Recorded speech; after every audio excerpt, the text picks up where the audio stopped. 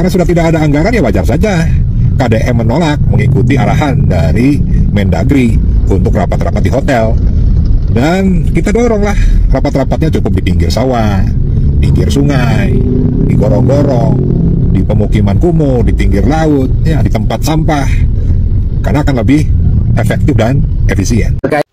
Akan kita bongkar permainan busuk, permainan gelap, kolusi antara pejabat di Indonesia dengan para pengusaha ataupun pemilik hotel. Modus operandinya seperti apa akan sama-sama kita kupas tuntas di kesempatan konten kali ini. Tentu, kalau saya membongkar satu kasus, itu saya sertakan data dan fakta dari sumber yang kredibel. Artinya bisa dipertanggungjawabkan. Jadi saya jatuhnya bukan lagi fitnah, apalagi hanya asumsi. Kalau kalian tidak terima dengan fakta-fakta yang saya sampaikan ini, yuk kita sama-sama adu datanya. Laporkan saya ke pihak kepolisian dan kita adu datanya. Kan begitu ya? Oke. Semenjak Kemendagri mengizinkan kembali para pejabat meeting ataupun rapat di hotel dan di restoran, ini menuai kontroversi, ya kan? Terutama untuk Kang Deddy Mulyadi yang semenjak kepemimpinannya dia mengalihkan dari rapat di hotel menjadi di gedung-gedung yang ada di pemerintahan, atau bahkan dia melakukan rapat ya di lapangan aja, di jalan, dimanapun, di pasar dia adakan rapat itu. Nah ini nggak terima para pejabat-pejabat lain, salah satunya si Ono Surono yang dengan sangat kasarnya bilang ya udah kalau gitu rapat aja di tempat sampah, katanya begitu. Ini ngeri banget nih si Ono Surono, tahu sendirilah dari partai mana? Partai Red Bull, tukang bikin rusuh di negeri ini. Ngeri. Oke. Sebenarnya permainan busuk antara pejabat dengan pengusaha hotel ataupun pemilik hotel ini akan berkutat modus operandinya pada dua hal saja. Yang pertama adalah di gratifikasi dan yang kedua di markup. Itu umumnya akan melaksanakan di situ. Ya, oke. Mungkin kalian juga sudah paham modus operandinya seperti apa, tapi di sini saya akan memberikan satu contoh ini di kehidupan saya pribadi, oke? Namun ini sangat mirip sekali dengan apa yang dilakukan di negeri ini. Saya kebetulan pernah menjadi Menteri Informatika, Komunikasi dan Informatika. Ngawur lu bang, kapan lu jadi menteri? Iya, dulu saya sekolah, kebetulan saya sekolah itu di Pondok Pesantren Modern, yang mana di dalamnya itu dibentuk seperti satu organisasi seperti OSIS lah ya, tapi ini lebih rumit, lebih besar, seperti negara di dalam negara gitu loh. Bahkan dulu di pondok pesantren saya itu punya bank sendiri, punya mata uang sendiri. Tuh bayangin pondok pesantren saya dulu ya, rumah sakit sendiri, semuanya sendiri. Bahkan kementerian-kementeriannya itu juga sendiri-sendiri. Nah kebetulan saya waktu itu ditempatkan di Kementerian Informasi begitu loh. Nah, jadi saya itu dulu bagian majalah kan dulu bang, waktu belum ada medsos, yaitu majalah. Nah, modus operandinya itu begini. Misalkan saya mau mencetak majalah, ya kan, saya harus perlu adanya meeting, rapat dengan penerbit, ya kan, penerbit ataupun bisa katakan ya yang menerbitkan majalah itu kan harus ada pokoknya penerbit lah ya. Nah, penerbit ini kan banyak, begitu loh. Nah, disinilah saya memilih di antara banyak penerbit untuk menerbitkan majalah pondok pesantren saya, begitu loh. Nah, ini memerlukan dana rapat, oke? Saya ajukan ke pondok pesantren, ke bendaharanya, ke banknya lah ya, ke menteri keuangannya, ya kan? Cairlah sekian. Yang saya pilih itu bukan berdasarkan lelang.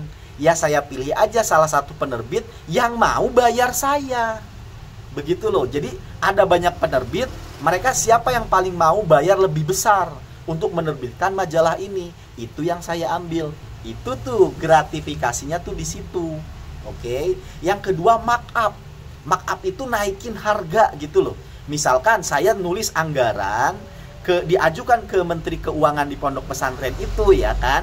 Misalkan untuk meeting dengan penerbit itu adalah 1 juta sekali meeting. Padahal yang saya setorkan, yang saya bayar kepada penerbit itu hanyalah makan, kemudian sewa tempat, begitu aja. Paling hanya 500.000. Nah, 500.000-nya saya tilep bersama teman-teman saya.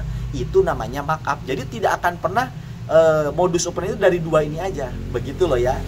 Itu juga yang dilakukan antara para pejabat di Konoha di Indonesia dengan para pengusaha hotel. Markup ataupun gratifikasi. Begitu loh ya. Kalau pengen lebih halus mainnya itu gratifikasi. Gitu. Contohnya nih gratifikasi dengan pengusaha hotel, ya kan? Oke, tidak ada apa-apa ya, wajar-wajar aja. Dananya misalkan 1 miliar, ya memang habisnya 1 miliar, laporannya tetap 1 miliar. Tetapi nanti pengusaha hotel ini memberikan bingkisan kepada misalkan ketua DPR-nya, begitu loh. Kepada pejabat-pejabat itu dikasih bingkisan masing-masing. Ini aman karena jatuhnya ini modus operandi ini cenderung aman karena si pengusaha hotel ini sudah selesai meetingnya, sudah semua selesai, laporan sudah selesai, baru dia ngasih hadiah, begitu loh ya. Nah itu. Oke, sekarang kita sama-sama bacakan datanya, terutama di Jawa Barat nih. Sebenarnya praktek-praktek gila atau praktek-praktek kotor semacam ini sudah dilakukan sejak kapan sih, ataupun dengan pihak hotel mana sih? Yuk sama-sama akan kita bongkar di sini. Oke. Kita mulai dari temuan audit BPK penyimpangan rapat di hotel. BPK Republik Indonesia dalam LHP ataupun laporan hasil pemeriksaan tahun 2022, Pemprov Jabar menemukan 1. Pengeluaran tidak efisien. Yang kedua, markup, betul ya kayak kata saya tadi ya. Kemudian rapat fiktif, daftar hadir fiktif. Sumbernya dari mana? Saya dapatkan dari BPK LHP Pemprov Jabar tahun 2022. Eranya siapa? Tahu sendiri. Eranya si Lina Gembrot. Lisa Gembrot apa Lina Gembrot itu ya. Nah, jadi ini selain yang saya sebutkan, ternyata ada modus operandi barunya, yaitu apa? Yang hadirnya aja fiktif, daftar hadirnya udah fiktif gitu loh. Oke. Selanjutnya, nomor 2. Investigasi Indonesia Corruption Watch ataupun ICW. Kolusi pejabat pengusaha hotel 2021-2023. Oke. Penunjukan langsung tanpa lelang. Seperti yang saya jelaskan tadi ya, pengalaman saya itu. Tanpa lelang. Karena dia kenal dan berani bayar. Kemudian, Pemprov Jabar 10 besar pengeluaran rapat hotel tertinggi se-Indonesia, yaitu 60 miliar per tahun. Selanjutnya, hotel yang ditunjuk dimiliki oleh kerabat ataupun rekan pejabat. Sumbernya dari mana? Dari Indonesia Corruption Watch. Sudah kebayang? Itulah modus operandinya. Selanjutnya, kasus hukum. Operasi tangkap tangan KPK tahun 2019, sejumlah pejabat dan pengusaha hotel ditangkap terkait suap. Putusan Pengadilan Tipikor Bandung tahun 2021, gratifikasi dari pengusaha hotel. Sumbernya dari Komisi Pemberantasan Korupsi. Selanjutnya, analisis kebijakan yang bermasalah. Pergub nomor 12 2021. Jadi siapa nih yang bikin peraturan gubernurnya? Ya, sekali lagi si Lisa ataupun Lina Gembrot. Oke. Boleh rapat di hotel jika tidak tersedia fasilitas pemerintah. Nah, jadi dia bikin pergub begitu. Nah, ini dijadikan celah oleh para pejabat. Dicari-carilah yang tidak ada di gedung pemerintahan, ada di hotel. Misalkan kalau di hotel kan ada ciwi-ciwinya, di pemerintah nggak ada, misalkan gitu. Ya, itulah salah satu candaannya saya lah ya. Misalkan dicarilah akal-akalnya. Di sana tidak ada proyektor sebesar lapangan bola, di hotel ada. Nah, itu dijadikan alasan untuk bisa rapat tidak di gedung tapi di hotel. Jadi ya siapa yang bikin pergubnya? Dah, jawab sendiri. Nah, sekarang daftar nama hotelnya nih. 1. Hotel Savoy Human Bandung. Kasus mantan Kepala Dinas PUPR Jawa Barat tahun 2019 divonis menerima gratifikasi dari pengusaha hotel. Sumbernya dari mana? Putusan Pengadilan Negeri Bandung nomor 12 pidana khusus TPK ataupun tindak pidana khusus korupsi tahun 2021. Hotel yang bersangkutan adalah Savoy Human Bandung. Selanjutnya, Hotel Grand Pranger Bandung. Operasi tangkap tangan KPK tahun 2019. Paket rapat dinas. Sumbernya sama dari Komisi Pemberantasan Korupsi. Kemudian, 1. Hotel dengan indikasi markup. Rapat fiktif laporan BPK tahun 2022 memilih hotel milik grup tertentu berulang tanpa lelang. Hotel-hotelnya saya sebutin ya. 1. The Trans Luxury Hotel. 2. Pullman Bandung Grand Central, Haris Hotel Bandung, Padma Hotel Bandung. 2. Hotel terkait kerabat pejabat laporan Indonesia Corruption Watch tahun 2023. Salah satu hotel di Lembang dimiliki pejabat eselon 2. Sumbernya Indonesia Corruption Watch. Itulah tadi data-data yang saya berikan kepada kalian.